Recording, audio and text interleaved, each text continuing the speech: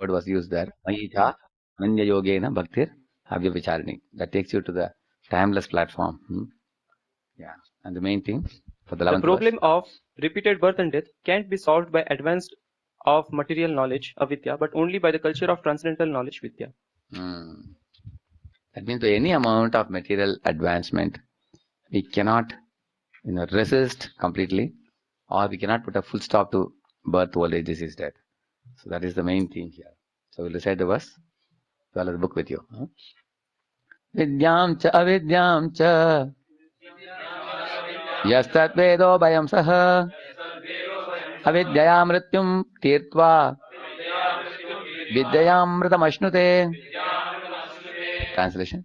Only one who can learn the process of nescience and that of transcendental knowledge side by side can transcend the influence of repeated birth and death and enjoy the full blessings of immortality.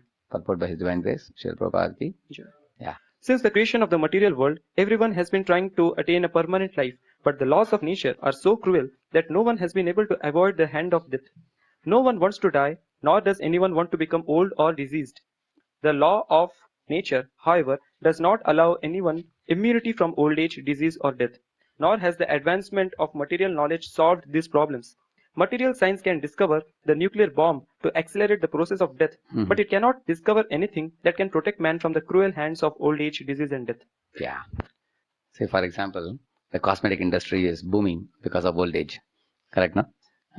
So, I'll just check one video I want to show you.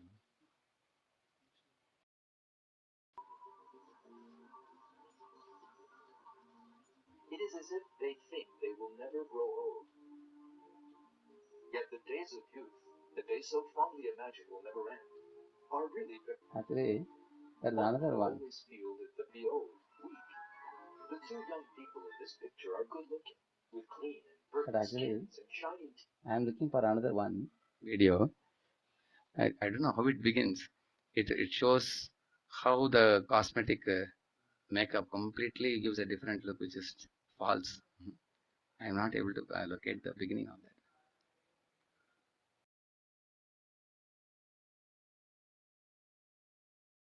Any of you have seen that? Correct, huh?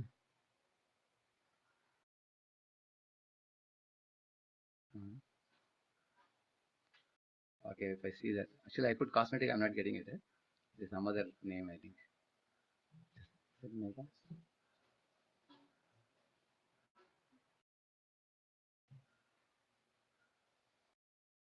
This is the one. No, not this one. Actually, anyway, when I get it, I'll show you. Basically, what they are showing, how a person can be looking very old, but can be made to look young, simply by the changing of the eyebrows, putting facelift and everything. Totally different. A 80-year-old woman can be shown looking like a 18-year-old woman. So that is the point he says here. You can externally modify the makeup to look like young, but internally your body has become rotten already. It's old because the number of dying cells are more, a number of replenished cells are less in old age. There was one Texas oil industry millionaire in Texas. At the age of 72, he started feeling some weakness in the body. So he called the doctors and asked, "What is the matter? I have so much industrial work to do." They said, "You're getting old." Immediately, he spent another $1 million and told them, research on what is old age. Then in Indian Express, it had come. On full page, they had put pictures of the aging process. So the doctors concluded saying that we used your money very well for research. And here we have found out that this is how old age takes place, but we can't do anything about it. We can't stop it. We can't stop it. And then he asked, okay, how much money you will need, tell me, to stop it. They said, you really want to know? They gave an example. They said it's like trying to stop the sun or the moon. Can anybody stop it? Do you think you'll throw a chain or something and catch the sun and stop it? So old age is like that. You cannot reverse. It's one way. Body gets older and older and older and older like that. Therefore, you can make a wrinkled skin into stiff skin by putting some facelift or something, but inside you get old. Similarly, he talks about the death also. Who tried to stop the death? One very famous person. Hiranyakashipu, yeah. He wanted to become Immortal. Prabhupada write about it in another place. One cunning gentleman, Hiranya Kashipu. Hiranya means gold. He wanted a lot of money and he wanted to enjoy sense gratification. So his name is Hiranya Kashipu. And for all time to come. So he wanted to stop death and he actually tricked Brahma. Actually, he wanted immortality from Brahma. Brahma clearly told him, I am not capable of awarding you that benediction. Even I myself, I am not Amar. So no living being in this world can live in this body forever. He clearly told them, not possible. So what he did, they tricked him by asking, I should not die in the palace or outside the palace. Not in the sky, not on land, not in the daytime, not in the nighttime, not by an animal, not by a human. Like that. So in this way, he thought that now because of all these boons, I can go on living forever. Now you may say, Prabhuji, these things happened long, long ago. Why are you talking about it? How is it relevant to our times? Even now also people put ventilator for a dying man, correct, no? Why do they want to put ventilator, tell me? To increase his lifespan.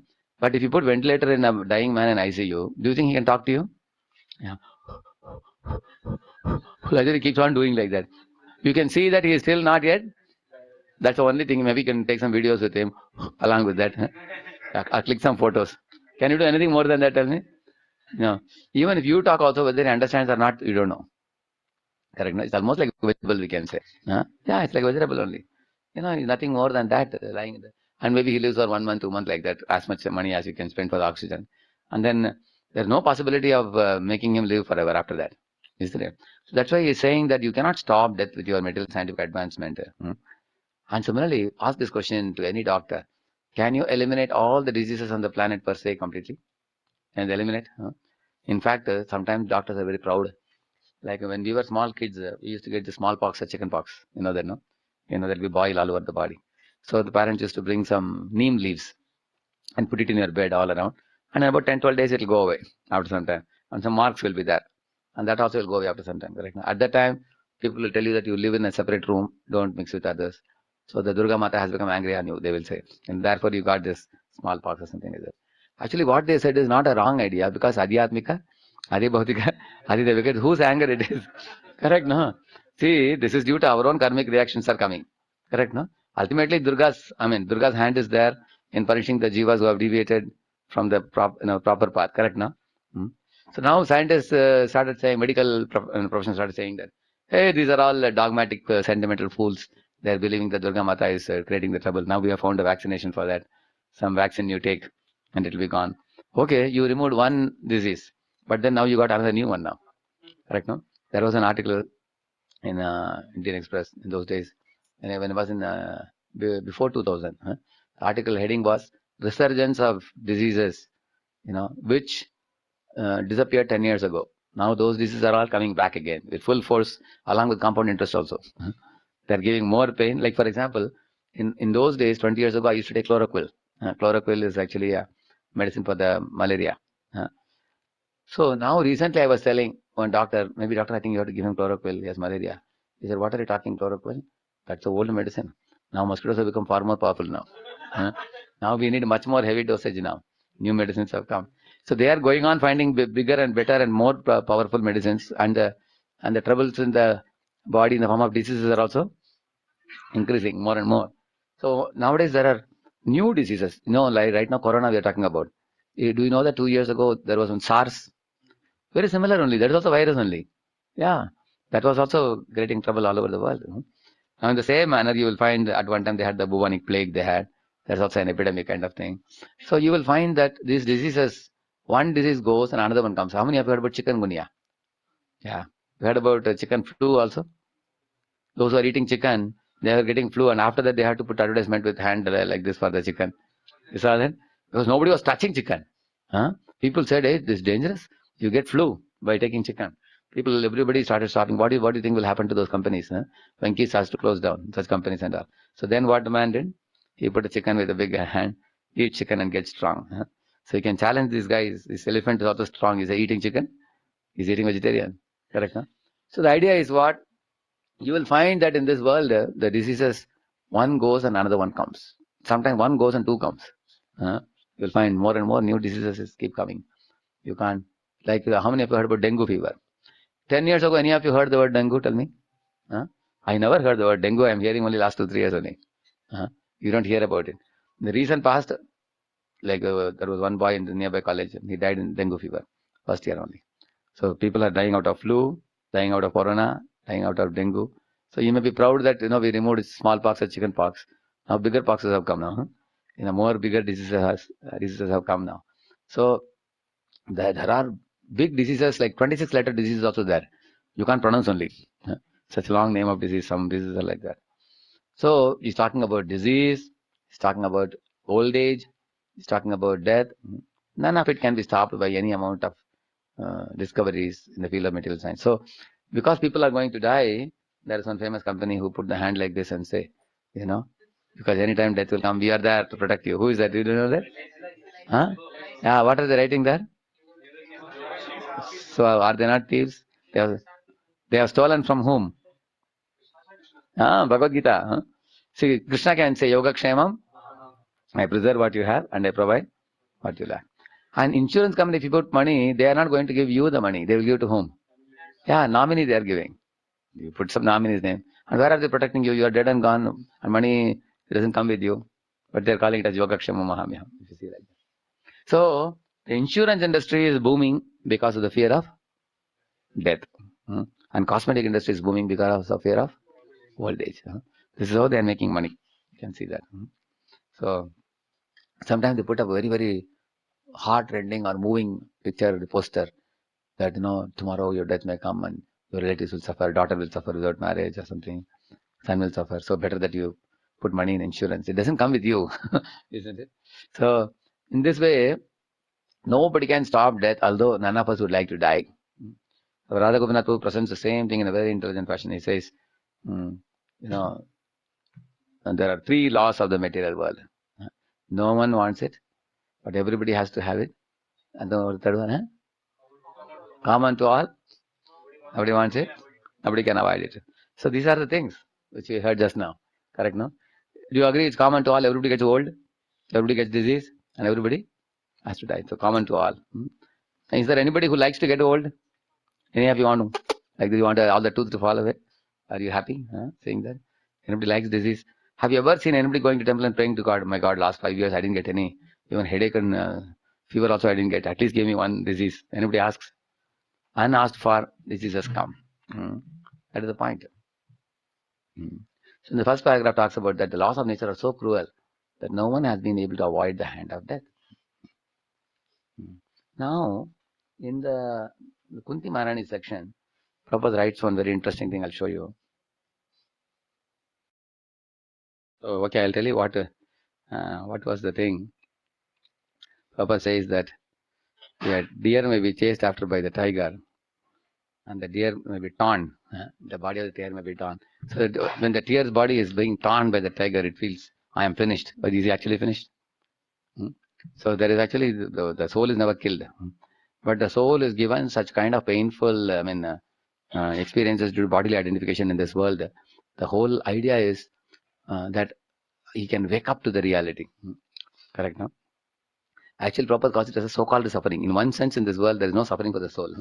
Actually, the soul cannot suffer. Can soul suffer? The soul is what? Yeah. Can the body suffer? Body is what? Dead. So how can this is dead? It cannot suffer. And soul is Sajjan, it cannot suffer. Then who is suffering? The illusioned soul is suffering. Illusioned soul means the soul thinks I am this. For example, say you are wearing a new dress on a Diwali day, golden color shirt. Like you remember our school days and all. When you get a new dress, isn't it? Everybody want to wear a new dress, and what they want to do on Diwali day? Show to other people. You go to others' house, they will come here. And then you go to others' home, they give you sweets. When they come to your home, you give sweets to them. Correct, no? People do that. So on a Diwali day, you are walking at, wearing a new dress and walking, and it appears to you that the whole world is looking at you and you are the greatest hero. It looks like that. And suddenly you are entering a house of some friend to show him. Suddenly the nail goes like that. And it became completely torn after this. And it, like this, the whole thing got torn here. And all your friends are laughing at you. My lad, your shirt has become 2 now. Isn't it? So you will see, depending on your attachment to that shirt, you are going to cry that much. Is it not true? It appears your heart is torn. Is it not true? Yeah. So actually, are you feeling any pain by the tearing of the shirt? No, but why is a person crying there? As if, some nail has gone into his body or something. Attachment. That means therefore the 40,000 scorpion is not for a devotee. It is for whom? Pakka non-devotee. Somebody is pakka identifying with the material body, he will get how many bites? Yeah, not one more, not one less. 40,000 scorpions or something like that, they will bite. That much pain. But if you, Deha smriti nahi aar, samsara kupa kahan tar, the gopis are singing, they are saying that we don't have even Deha smriti only. We don't even think we are this body, we are different from the body. So if you identify with the body, then you have attachments to the material body. Yeah.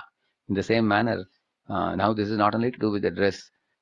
We have an idea that I am a young boy, I look very cute, I have a fair color, and I have a beautiful round face, and I am very intelligent, I speak very smart, I sing very smart. So we have our own conceptions of.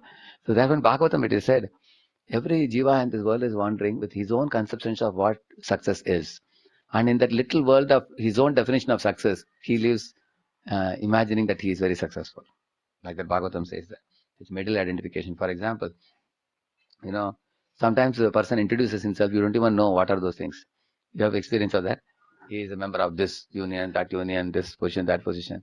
And he is trying to impress you, but you say, sorry, I don't even understand. There are many people, members of many, many organizations and clubs and everything. But his idea of success is defined by him as successful. Correct, no? So therefore, the Bhagavatam explains this, that we all have material conceptions in this world. And we cannot give up this painful transition of one body to another, which is called death, yeah, isn't it?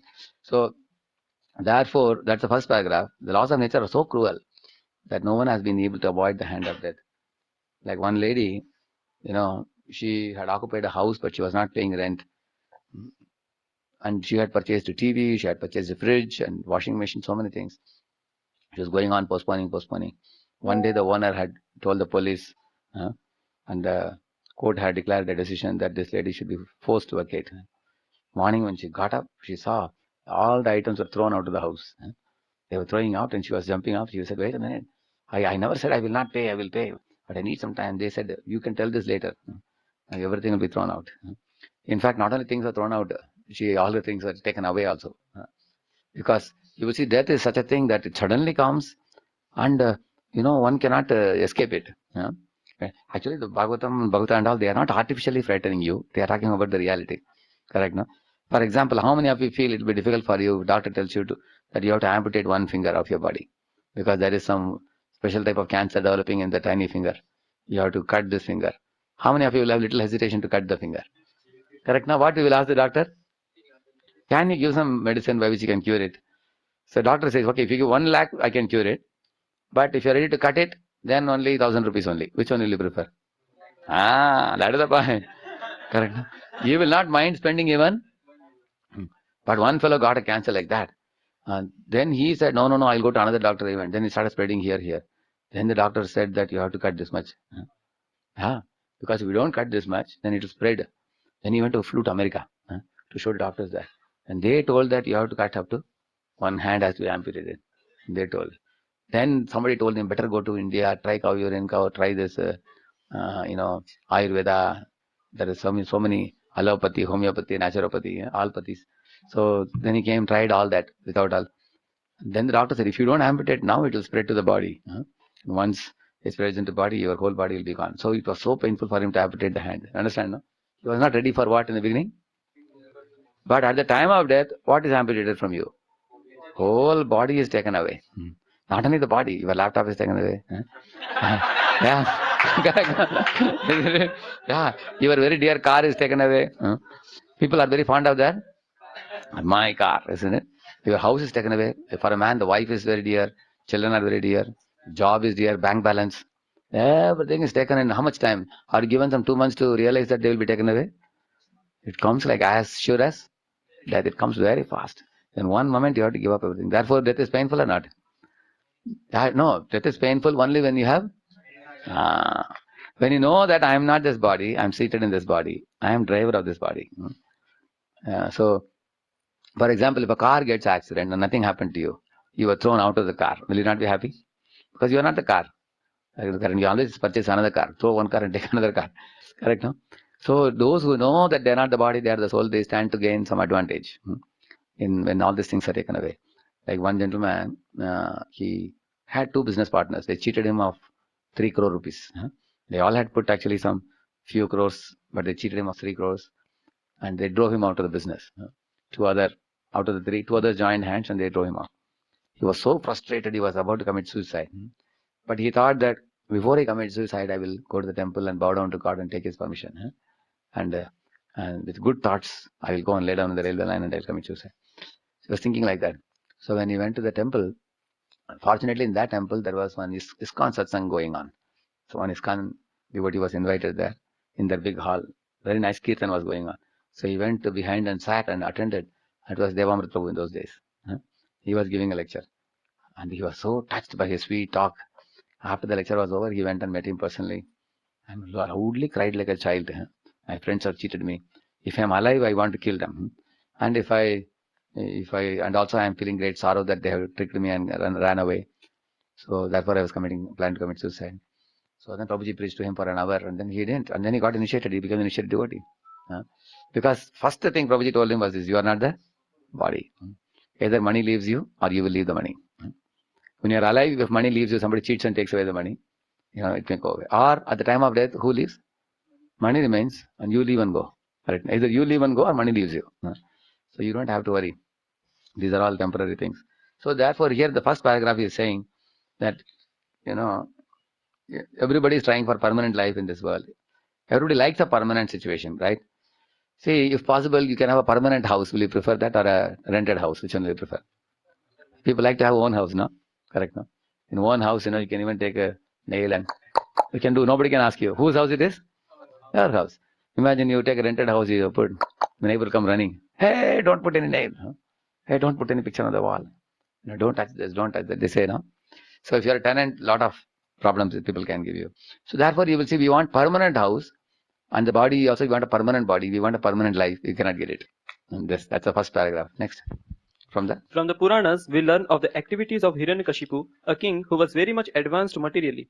Wanting to conquer cruel death by his material acquisitions and the strength of his nescience, he underwent a type of meditation so severe that the inhabitants of all the planetary systems became disturbed by his mystic powers. He forced the creator of the universe, the demigod Brahma, to come down to him. He then asked Brahma for the benediction of becoming Amar, by which one does not die. Brahma said that he could not award the benediction because even he, the material creator who rules all planets, is not Amar. As confirmed in the Bhagavad Gita 8.17, Brahma lives a long time, but that does not mean he is immortal. Yeah. Brahma bhavana loka punaravartino arjuna mama petyata punarjanma. No, what is that? Mama petyata kaunteya punarjanmana vidyate. He says that if you go to even to Brahma loka, you have to come back again. He says, but if you come back to me, then there is no punarjanma for you. Correct, no? So the Bhagavad Gita is actually the foundation. One should. Therefore, one more place Krishna says, Yasa sarveshu bhuteshu nashyatsu na vinashyati. What is that verse? Etat yonini bhutani sarvani tyupadaraya aham krishnasya jagatah prabhava pralayastada. What is another verse? Yasa sarveshu bhuteshu nashyatsu na vinashyati. What is that verse? This one, no? Correct. Parastasmat bhavanyo vyakto avyaktat sanatana. Yasa sarveshu bhuteshu nashyatsu na vinashyati. See, in this world everything is destroyed, but in spiritual world, na vinashyati. That is never destroyed. That's called Parashakti. Material world is called Parashakti. So you decide where you want to remain. You want to remain in Aparashakti or Parashakti. If you go to the spiritual world, there is no death. There's no annihilation there. See here. Yeah. See, read this last part. When all in this world is annihilated, that part remains as it is. Yeah, read the whole translation. Yet there is another unmanifest nature which is eternal and is transcendental to this manifested and unmanifested matter. It is supreme and is never annihilated. Yeah. So, read this one, Prabhupada. Krishna's superior spiritual energy is transcendental and eternal. It is beyond all the changes of material nature which is manifest and annihilated during the days and nights of Brahma. Krishna's superior energy is completely opposite in quality to material nature. Superior and inferior nature are explained in the 17th chapter. 7th chapter. 7.4 and 7.5, no? You find that Bhumirapanalavaya Kamano Buddhirevacha Ahankaritiyam Me, that one. And then Apariyam Itastu Anyam, those two verses. That's explained in 7th chapter. You see, in the Gita and Bhagavatam, you will find when there is a Satya, Treta, Dwapara, Kali. At the end of Kali, there is one Pralaya also. And this is called one Divya Yuga. Correct, no? And then if you take 1,000 such Divya Yugas or 1,000 Chatur Yugas, that makes it. It says, Sahasra Yuga Paryantam Ahar Yad Brahmano Viduhu Ratrim Yuga Sahasrantam Teho Ratra Vido Janaha. He says that 1,000 Chatur Yugas if you take, that is one Brahma's day. At that time, there is also one more Pralaya will come after 1,000 Divya Yugas also. And then in Brahma's night, because Brahma goes to sleep, the whole universe will be dark. Even the sun and moon lose their glare, and the water level rises practically till Maharloka, Janaloka. After that, water level rises. Sun and moon lose their glare. It is said it will be pitch dark. All the planets are drowned. And what do you think happens to all of us? Where are we? We are in the navel of Garbhodaksha Vishnu, and we are also in a dormant state. But the difference is what? When we are in a dormant state, there is a blue color covering over us, which is the subtle body. It is mentioned, which is filled with varieties of metal plant making. We have plants, we sleep with the plants. How do you know that? Next day, when the next time comes, when you get the body again, you start running, doing activity. Just like a boy is returning from the school and telling mother, Mom, it's 5 o'clock now. 6 o'clock I have to go for a movie. Please get me up. But the mother doesn't get him up. And instead of 6, he gets up at 6:30. What do you think he will do? Immediately he will get up and run to the movie because he slept with that plan. That's what happens to all of us also. We sleep in the navel of Garbhodaksha Vishnu with our own plans, and we get up again, run in the three gunas. Again we run like so. But for a long period of time, we are actually inactive in the navel of Garbhodaksha Vishnu. Again we are reborn afterwards like that.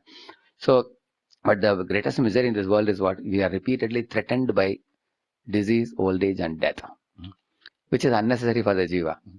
Which is actually, what do you call it? It's a very artificial position for a soul to undergo this. It is exactly like Prabhupada says that, one song he says in Bengali, one fellow was a millionaire, but he drank and he smoked and he ran behind women and he lost all the money. And then he became a beggar, he says. So now for a millionaire to become a beggar, is it not a foolish thing? Because he didn't save his money, correct, no? He ended up becoming a beggar, going door to door begging for money. Similarly, Jiva's position is, he has to do only one thing, remain as a son of the Supreme Lord. Then you are also richest, because you are whose son? Yeah, you are Lakshmipati's son. So what scarcity you can have? But we disconnect from him, we become anath. We suffer. So all the sufferings we have invited by our own foolishness. That's the point. So here Prabhupada says, wanting to conquer cruel death by his material acquisitions and the strength of his own ignorance, he underwent a type of meditation so severe. Actually, some people undergo a lot of tapasya. If you don't understand Hiranyakashipu's tapasya, you have to see the modern man's tapasya. How he's traveling in the trains, how he is slogging in the industries, how sometimes you go to the, I was a mechanical engineer before. So I used to go to the smithy shop floors in companies, like forging companies, you have seen that. They'll be hitting and producing some molds and all. And there'll be hot chambers. And because we are mechanical engineers, we used to work in the shop floor. So much noise will be there, they'll give you this earplugs to put. Yeah. And there are sheet industries where you have to insert the sheet and cut it. And many of those industries are people who have cut their fingers because they are inserting the sheets. All the 4 fingers will be cut. So Prabhupada says this kind of huge industrial enterprises where you cut your fingers or you work in a very hot chamber, molten iron, making molten iron, and this kind of hard work, and also traveling in heavily packed trains and traveling 2 hours up and 2 hours down, 2 hours in the morning, 2 hours in the evening, working all day. And Prabhupada says in one lecture, these people eat dry bread and little chai. They're the food, because otherwise they have no time. All day they're very busy. So this appears like very gross work, but the IT company is present externally looking very decent and air-conditioned room, very smooth, clean floors, very cozy room and everything. But then you sit there, sit in the computer watching, practically 12 hours, 14 hours. So your brain is utilized for coding and such kinds of things, watching into the computer monitor. You become practically a zombie. Like this one so shows a zombie.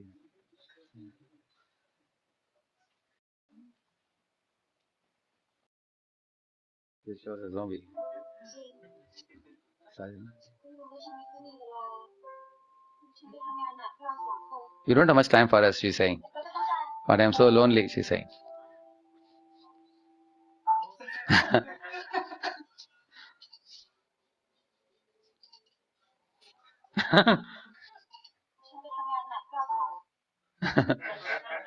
What did you understand from this? Huh? Yeah, actually, don't be. We're a working company. She's saying you hardly come to home. All the time you're spending time in the company. We are feeling very lonely. And he caught her hand. It appears that he's expressing some affection now. Huh? She thought he's going to show some affection. But then what he did with the hand? Moving like a mouse. So this goes to show Mahaprabhu is possessed with Radha Bhav. Huh? And and he's possessed with computer Bhav. Correct, no? Yeah. And this is the gift of modern day life. You can see that this is the way the modern day life is. So foolish. Huh? So whether you are doing subtle programming, breaking your head, splitting your hair, huh? Sitting in the lab, computer lab, all day working, and also most Indians start their work in the evening 5 o'clock. Although all day they are drinking chai, moving here, moving there in the company, because the US timing forces them to start their work at evening 5 and work till night 1 o'clock. And some people work on 3 shifts. You know the 3 shifts? Yeah, 1 week 1 shift, the next week second shift, third shift. Any of you experience of working in shifts? You have experienced right now? How horrible it is, isn't it? Your biological clock will go for a toss. You'll get confused. So therefore, actually, should man really make his life so complicated? Think about it. And just for sake of eating a palmful of food. Actually, the birds and the animals, without going to college and earning a degree, they're getting their daily food. A bird never went to college to earn any degree. But we are earning degree in the name of earning money. But how much we are suffering more than them? You can see that. So that's what he's saying here. That some people, so this is modern day meditation, which I told you. Modern day hard work, tapasya. Severe tapasya, modern man is also doing. Whether it's, therefore, Rishabhdev says, Nayam deho deha bhajam liloke, kashtan kaman argate vidbhujam. So Prabhupada says about this power ga, pa for parishram, and that leads to fain. Like a horses, sometimes when they carry heavy load, they also have fain coming in the mouth. Donkeys also have. Bulls also have, you've seen. Now humans also have coming from the mouth. Fain because of hard work. Hard work. Kali Yuga is characterized by people doing hard work for their daily food.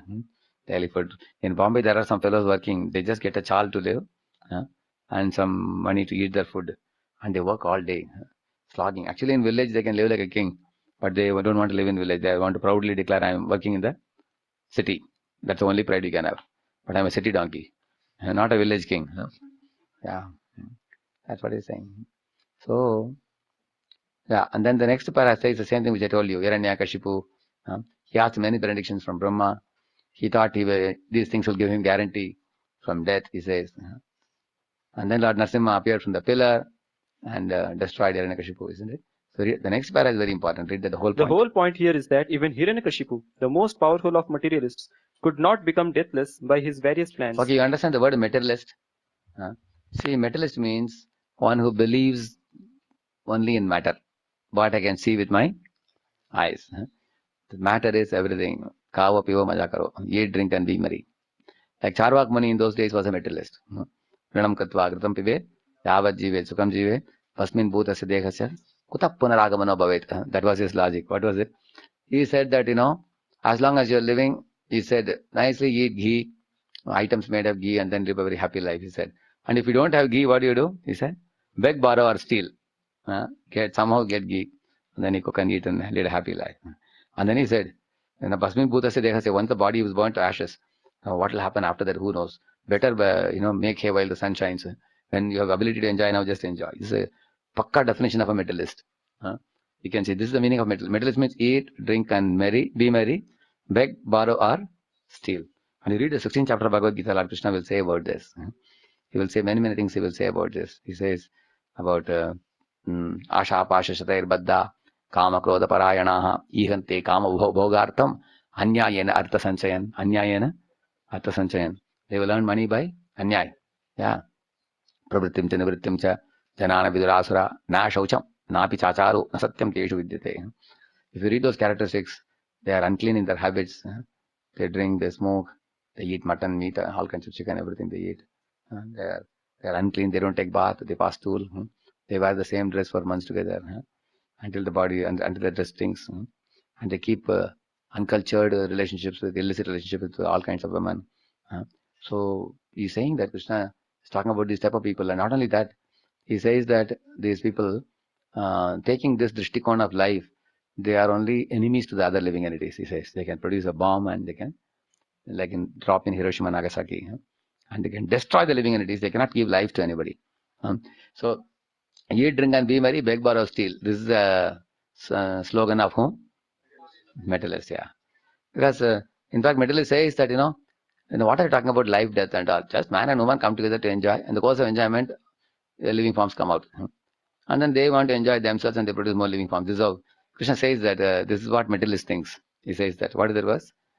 He says, Tetam drishtim avashtabhya nashtatmano alpabuddheha prabhavanti ugrakarmanaha kshayaya jagato ahitaha. One verse before that.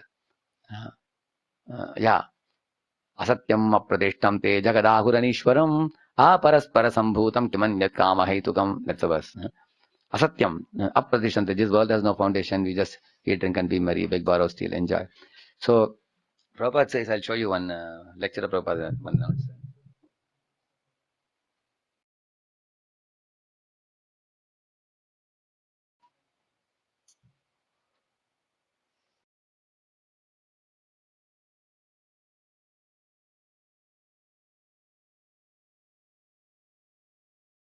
Yeah. See here. See, Prabhupada is saying here in one lecture, I just made a note from Prabhupada lecture. Prabhupada is saying, a little condition is required if you really want to see God. What is that? You love God, then you can see Him, he says. And then he gives the example. First, he gives the example of an eye with a cataract, can't see. So Shishupal, Kamsa, Duryodhana, Karna, they all saw Krishna eye to eye. But could they properly see Him? Why they couldn't see Him? Because they had no love for Him. Therefore, Premanjana Charita, eyes are tinged with ointment of love. Then Lord is no more invisible. But people like Shishupal, Kamsa, Duryodhana, they had cataract in their eyes. What was the cataract? Anybody can say? One is enjoying mentality, an envious mentality. Krishna says, idam tate guhyatamam pravakshami. Non-envious. If somebody is envious, they can't see Krishna. Or somebody has enjoying mentality, they cannot see Him. And then Prabhupada is saying, blunt eyes and senses are incompetent. Read that in the material. In the material condition of our life, our eyes are blunt. Not only eyes, every sense, especially eyes. Because we are very proud of our eyes, we say, can you show me God? You see, but he does not think that whether his eyes are competent to see God. That is atheism. Yeah. For example, from here, I can't even say what is happening at the entrance of the temple right now, correct? No? What's happening on the main road? Can your eyes see? So our eyes are very, and even our eyes cannot see behind. Your eyes can only see within this range. And eyes cannot see faraway objects. And eyes cannot see microscopic objects. They can't see macroscopic objects. They can't see microscopic objects. Only in a certain wavelength they can see. And they can't see faraway objects. And they can't also see things which are hidden from the eyesight also. And eye also cannot see anything on Amavasya day, pitch dark day, without the aid of the sun. That means our eyes are dependent. Correct, no? Imagine if the eyes start seeing microscopically, a man will see his wife's body as full of molecules, atoms and molecules going like this all over the body. Can you imagine, isn't it? Yeah. So therefore God has given him certain scale of observation in which he can see wife as a wife, husband as a husband. Correct, no? So he has given you certain range in which we are seeing, all of us. Correct, no? So therefore you will see our eyes have a lot of limitation. One should see. That's what he's saying. We are so proud of our eyes. We can't see our own hand in the night if it is pitch dark on Amavasya day. Without the sun, we can't see. Therefore, Prabhupada is saying about the limitation of the eyes. Go ahead. Can you meet President of India? He does not consider his position. In what position I am? Even one cannot see a big man like President Nixon, and he wants to see God without qualification. You have no adhikar to see even the Prime Minister of the country. Then what kind of adhikar you have for seeing God, who is actually Anantakoti Brahmanda Nayak? He's saying. Yogamaya curtain will not allow to see God. Yeah. And Naham Prakash, Krishna says that I don't easily become visible to the non-devotees, but to devotees, I become easily visible. That's the point he says. Yeah. Take off shoe, become a lover of God to see him. Just like we have our condition that if anyone wants to see here in the temple, we ask him, first of all, take your shoes. Correct. Now when you go to a temple, there is a rule that you should put your shoes outside. Then you are allowed inside. If somebody says, no, I will come with my shoe inside the temple, will they allow him? They won't allow. Similarly, if somebody says, I will maintain my speculative tendencies and still I want to see Krishna. Is it possible? Because the speculators think I can figure out God. Correct, no? I can figure out by my own speculation. So Krishna says, oh really? You are so intelligent? Then I will not show myself to you. One boy was asking me, why should God not give me his darshan once and then I will surrender to him? Then I told him, God says surrender first, and then I will give you my darshan. So out of the two, who is big? You are big or God is big? You decide whether you should surrender to him or he should surrender to you. Correct, no? Isn't it? Huh? Like for example, aeroplane industry tells you, first you buy a ticket, then we will drop you in America. You say that I'm not very sure whether you will drop me or not. First you put me in America, then I'll pay the money for the ticket. Will they agree? It is just a useless argument, correct, no? Same with the college also. If you tell the college that 4 years I will study in your college and pass all the papers, as soon as you give me degree in the hand, I'll pay the fees for the college. Will they agree? First you pay the fee. Whether you get degree or not, that comes later. First you have to pay the fee. See, in material life, you see, we surrender first, and then we seek facilities and all, correct, no? In a hotel also, after eating the food, do you pay? Or while going in, you buy a token. You've seen that? Many hotels you will see when you are going in, they have a token, lunch, especially if you want a full lunch or something like that. Or if somebody eats in a hotel, can he run away without paying food? Will they allow him? So you find in this world, when it comes to marriage relationship, doctor relationship, college or school relationship, or boarding aeroplane going, or showing the barber your neck for shaving with a knife, everywhere people put faith. When it comes to God, they say, no, let God give me darshan, then I'll put faith. Correct, no? So therefore, Prabhupada gives such an easy to understand example. Here what Prabhupada says about the atheist. Nara adhama narottama. Read below. An atheist. An atheist will see God in the form of death. This is the most powerful part I liked in Prabhupada lecture. Yeah. A theist will see God 24 hours a day in his heart. Prahlad Maharaj is protected by Narsimdev, and now it is a fact that an atheist like Hiranyakashipu who denied the existence of God, so he was shown God at his last stage of life. Yes, so the atheist will see God, but when he will see, his life is finished. That means death. A theist will see God in the form of death, and theist, Krishna conscious devotee, will see God 24 hours within his heart. That is the difference. Because the devotee of God is seeing God 24 hours. Day after day, he is building his prema, love for him. Whereas the atheist is denying him, accumulating material commodities. At the time of death, all the material commodities are stripped away, and suddenly he sees God, but it is too late to surrender at that time. Right? Mrityuh sarva haraschaham. That is explained in the Bhagavad Gita, that every moment of our things are being taken away by time. It is not difficult to understand, just like my age. 74 years, 75. That means 74 years from my whole duration of life is already taken away.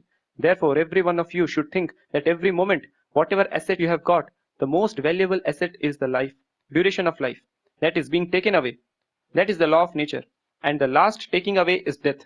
So Krishna says that Mrityu sarva haraschaham.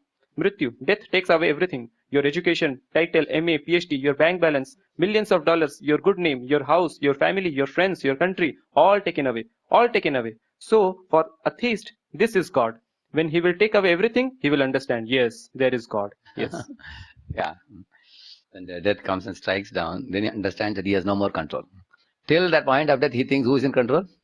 I am in control. When the death strikes him down, then he comes to his senses. That time he realizes, oh, I have no more control now. Like Apollo 11, it was flying up, and the scientists were given an announcement that there is some serious flaw in the rocket, and the whole rocket is going to burn ablaze up in the sky. So there were a few engineers in it. So they all actually prayed to God. When they gave a message, they told, we are also praying to Lord, so all of you also pray. Maybe we will survive. Of course, they survived, those guys. But Prabhupada says the living entity, for him, it is natural to pray to God in the time of crisis, at the time of danger, at the time of one understands. Of course, not every living entity will pray. The atheistic living entity will try to run around and sort out the problem on his own. Correct, no? Like you compare Bali Maharaj versus Hiranyakashipu. Both of them suddenly faced two powerful incarnations. Bali Maharaj faced what incarnation? And Hiranyakashipu faced? So Bali Maharaj was more pious. So what did he do? Surrendered to Lord. And Hiranyakashipu was not pious. He was anti-Vishnu. What did he do? He fought and tried to fight against the Lord. It's like a moth fighting against fire. And he got roasted. You will see that in fire. So the atheistic person who is a Vishnu Aparadi, Krishna Aparadi, Krishna Dvit, we call it, like Duryodhana or Hiranyakashipu, they think they are more intelligent than God also. Foolishly, they, like a moth entering fire, they kill themselves by fighting against God foolishly. On the other hand, Bali Maharaj remembered his grandfather. Who is his grandfather? Prahlad Maharaj. He said, I will follow in his footsteps. So the one who is pious, in the time of danger, they will run to God. And those who are spiritual, in the time of danger, they'll remember God. but they will not seek help from God for being saved also. Like Ambarish Maharaj never told Krishna, please save my life or something. Parshit Maharaj never prayed to Lord that, seventh day Takshaka will bite me. You protected me in the mother's womb. Now also will he come again? Did he pray? So there are the three levels: atheist, and theist, and Vaishnava Bhakta. If you see, atheist will run away from God, trying to sort out the problem on his own. And theist is actually a devotee of God, will run to God in time of danger and beg him for help, pray to him for help. Whereas very advanced devotees, Tatyenu Kampa, so they follow that, very advanced stage. So in this way, Prabhupada is talking about, okay, let's go ahead. What then can be accomplished by the tiny Hiranyakashipus of today, whose plans are thwarted from moment to moment?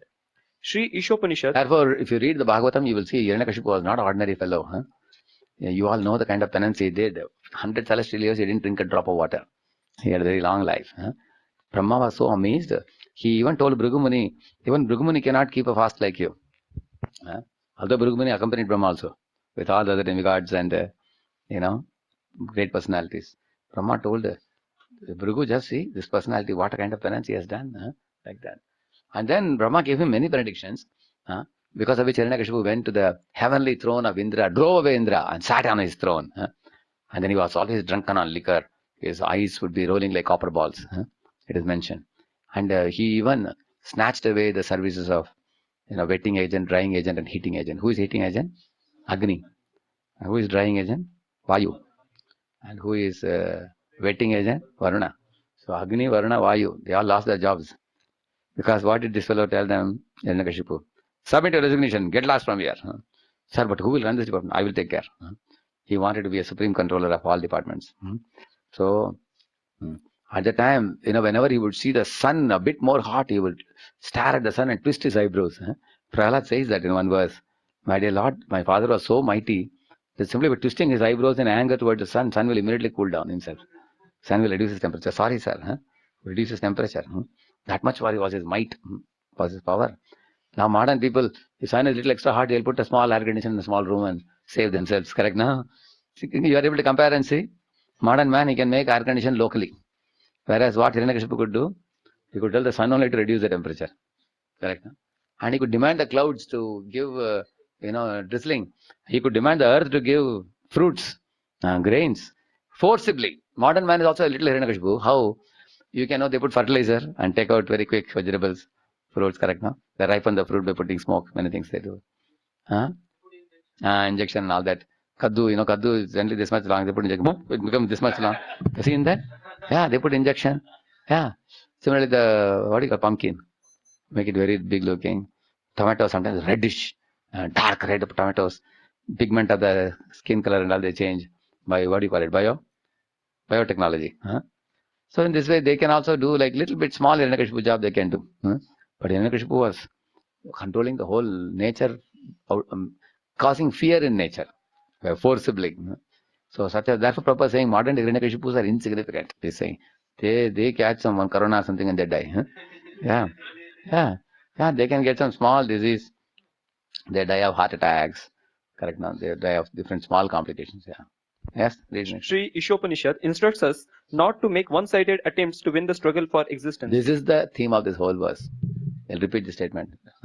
Sri Isopanishad instructs us not to make one-sided attempts to win the struggle for existence.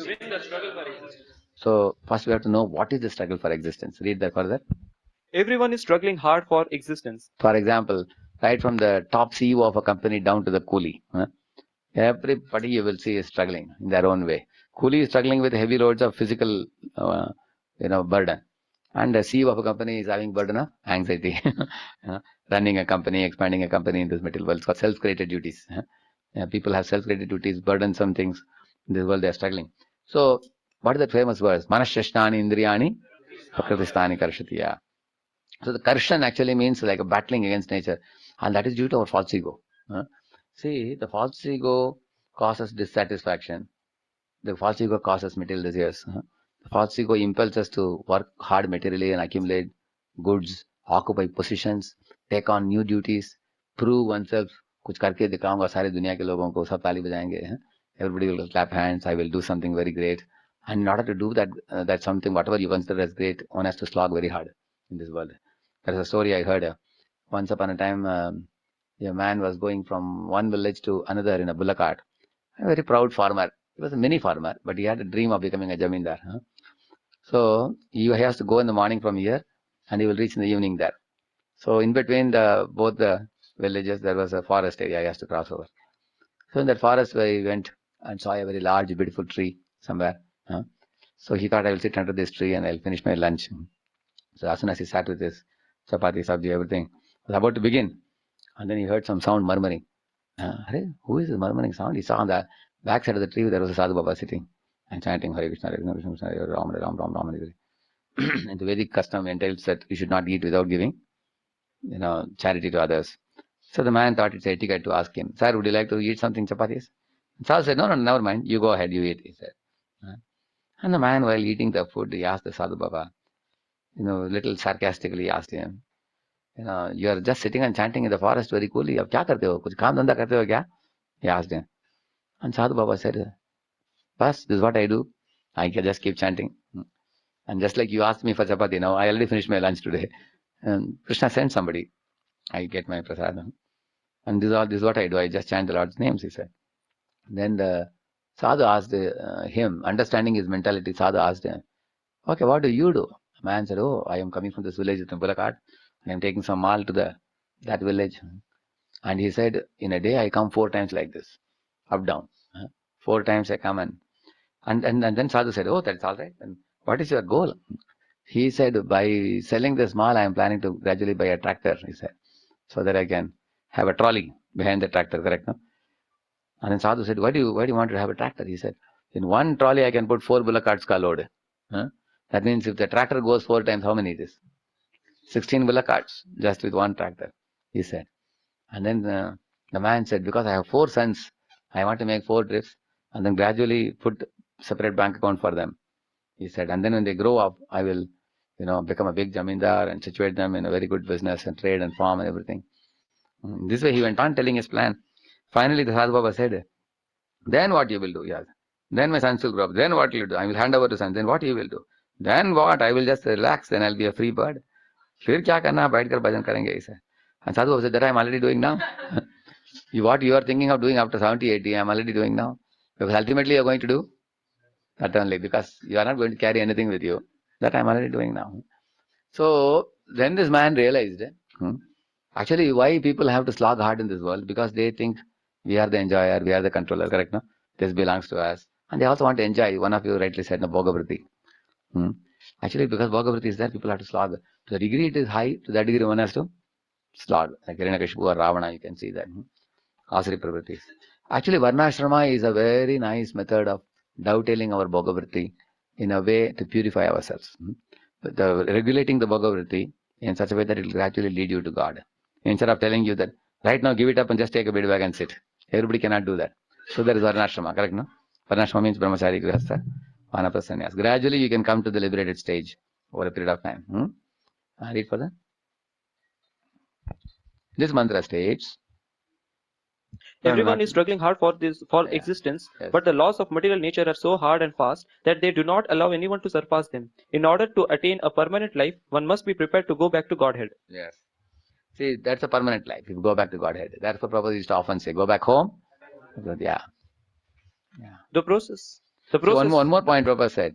The laws of material nature are so hard and fast that they do not allow anyone to surpass them. For example, little prasad you eat extra, how many of you feel discomfort? You experience, correct, no? You will see that. We are not allowed to enjoy, although we want to. Sometimes even after you still want to, eat little more. And that causes a lot of uneasiness for you. You can see that. Similarly, in this world, we are not allowed to break the laws of God. Of course, you can break it, but you can't escape the punishment that comes from it.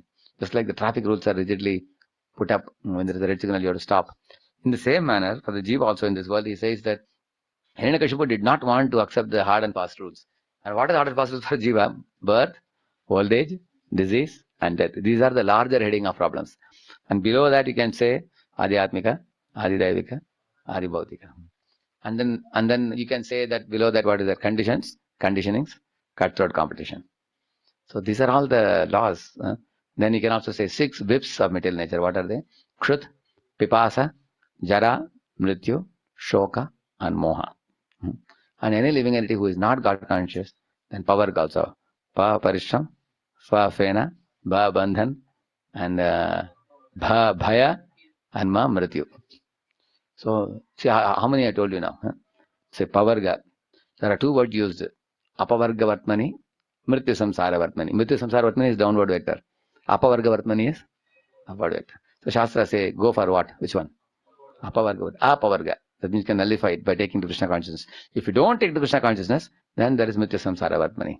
Aprapya Mam Nivartante. 9.3 Bhagavad Gita. What is it? Ashraddadana Purusha Dharmasyasya Varantapa. Aprapya Mam Nivartante. Mrityu Samsara Vartmani. Another verse. Satam prasangan mama virya samvido bhavanti hrit karna rasayana kataha tadjoshanaadashapavarga vartmani. Say, Shraddha Ratir Bhakti Ranukramishati. There the word which is used. Apavarga vartmani. Upward vector. It takes you back to God. So we have 2 choices. Either we align with God and Apavarga vartmani. Otherwise we protest against God's plan. Then we go to samsara vartmani. Similarly, the 6 whips are only for the dehadari jivas.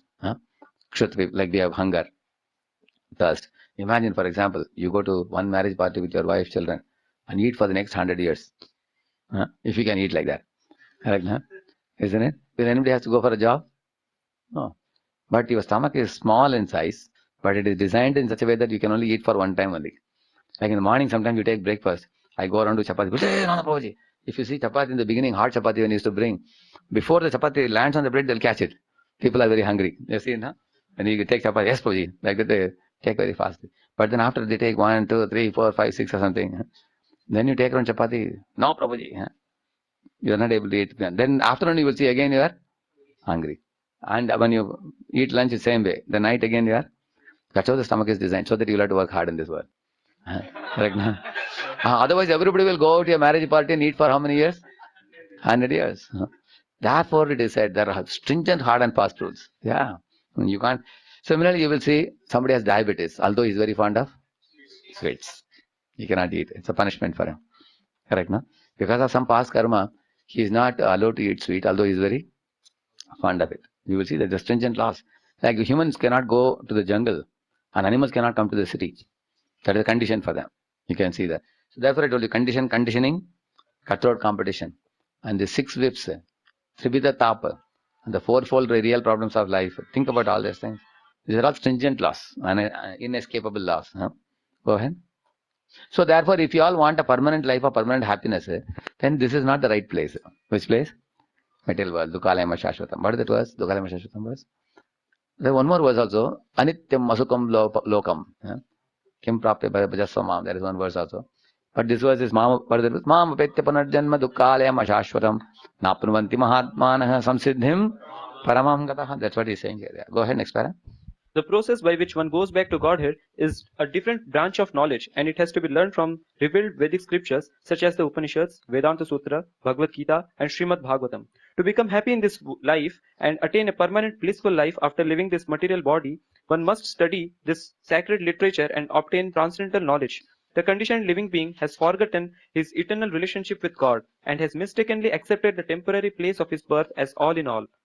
The Lord has kindly delivered the above-mentioned scriptures in India and other scriptures in other countries to remind the forgetful human being that his home is not here in this material world.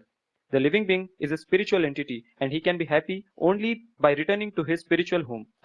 Here the highlight point is forgetfulness. Like once I heard a story, Devakanand was saying once, one little girl from Vrindavan, as a small child, she was sent to Delhi for studies.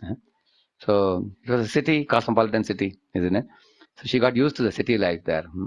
When she grew up, she would call her Mausi as Mama, and she would call her Mausa as Papa. And Mausa would tell her, hey, we are not your Mama, Papa, your Mama lives in Vrindavan. And they would tell her to go home even when there is a 1-week vacation, but she wouldn't go at all. She liked to live in the city. She was making friendship with all city girls like that. So in summer vacation time, there was 3 months holidays. So the Mausi told her, at least now you go and see, your parents will be very much anxious for you. But she said, no. Holidays also, I am planning to roam with my friends. I don't feel like going home. because she had become conditioned to the city life. So one doesn't want to go to the village life. So similarly for the jiva, the spiritual world is like Vrindavan, and the material world is like a city life. Correct, no? So just like the girl became attracted to Mausi, Mausa as Mama Papa. For us, who is Mausi here? Durga. Mausa is Shiva, yeah. So we are calling them as what? Mama Papa. They got stuck in this world, not interested to go back. Why we are not going back? Because we are conditioned to this kind of enjoyment. Like you all know that Indra got stuck in the once he became attracted to live in a pig family. No, he had a pig wife, pig children, and living in the ditch of the water. Brahma said, "Yeah, you got a curse. We agree, but the curse period is now over. Now it's time for you to go back to heaven and take your kingly position." And he was not ready for it because he was conditioned to the life in the ditch. As a pig, yeah, pig's life. Actually, we also have similar feeling in the early morning before getting up. You know, actually, when you are in the bed, uh, especially last 4 5 days we had yatra, na? You sleep at 12 o'clock, 11:30, 12, and then morning you have to get up. How many people felt this turn was to lift your body? It was like lifting a whole painful baggage, lifting the body, and you have to take a bath and you have to reach Mangalarti at 4:30. You got only 3.5 4 hours sleep, isn't it? But even at other times, I'm saying, if you are lazy, actually before getting up, that lazy lethargy, lying in the bed, the drool in the mouth, and then drool coming, drool coming in the mouth, dirty body with sweating, and keeping. So that appears very comfortable, but it is Michuguna. Which guna is very comfortable? Tamaguna, stinking body is very comfortable.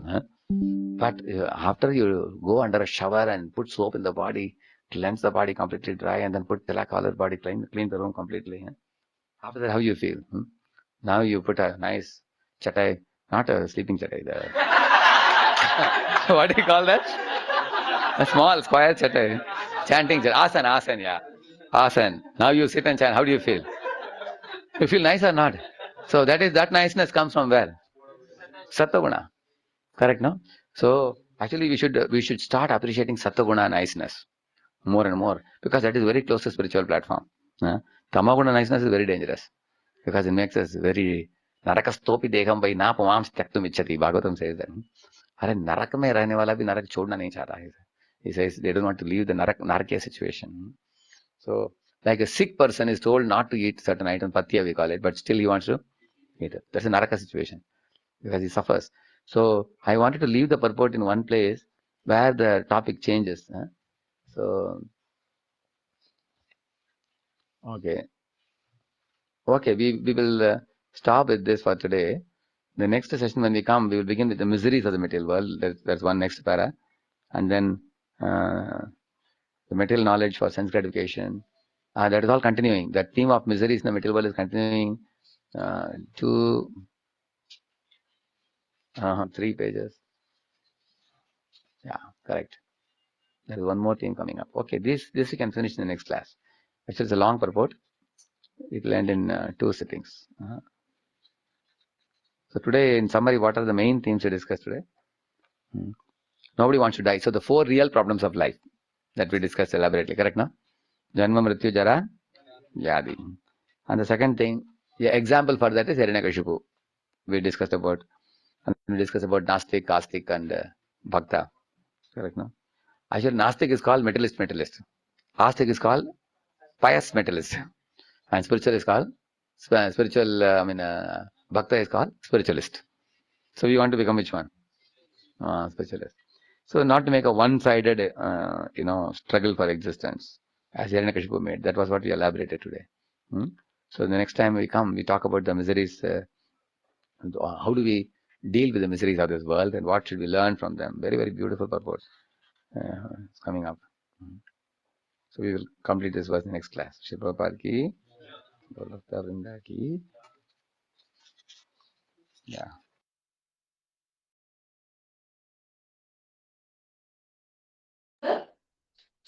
Hare Krishna. So we'll stop here. Srila Prabhupada ki jai, Shri Isopanishad ki jai, and Jai Gaur. Yes, sir.